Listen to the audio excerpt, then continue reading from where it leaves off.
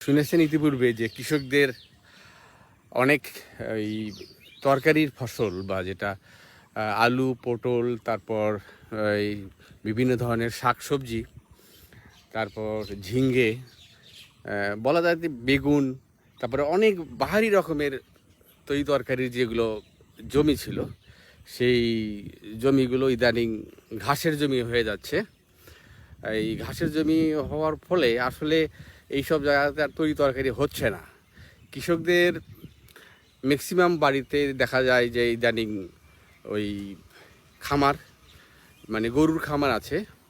তারপর আমার মনে হয় যে কৃষকরা এই এই ফসল বিক্রি করে বা তরকারি বিক্রি করে যথেষ্ট যে লাভ করার কথা, সেরকম লাভ তারা পায় না। বা বাজারে যে একটা ওই দালাল চক্র বা সিন্ডিকেট আছে, এই সিন্ডিকেটের কাছে তারা বন্দি আর কি। এই বন্দি হওয়ার ফলে তারা খুব একটা ওই ওই মানে কৃষি ফসল, মানে যেটা হলো তরকারি ফসল, এই তরকারি ফসল থেকে খুব একটা লাভজনক তারা কিছু করতে পারছে না, যার জন্য চারিদিকে ঘাসের ফসলে পরিণত হয়ে গেছে। আমার আশেপাশে দেখা যাচ্ছে এই এলাকাটা হলো ঠিক মহাস্থানের পূর্ব এলাকা।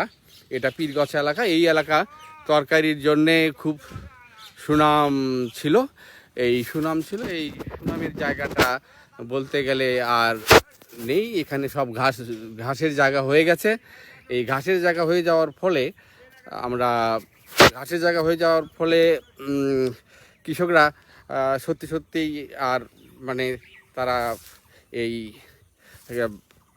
সবজি উৎপাদনের দিকে খুব একটা মনোনিবেশ করছে না।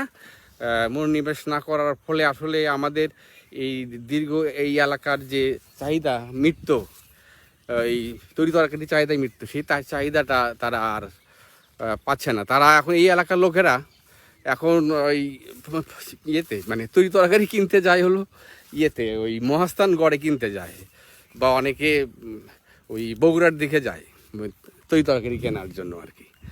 তো কাজেই দেখা যাচ্ছে যে এটা আসলেই খুব একটা গ্রামীণ অর্থনীতিতে একটা বিশেষ পরিবর্তন।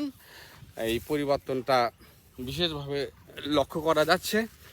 তাছাড়া এই পরিবর্তনটা এই মাত্র 3-4 বছর হয়ে গেছে, 3-4 বছর আগ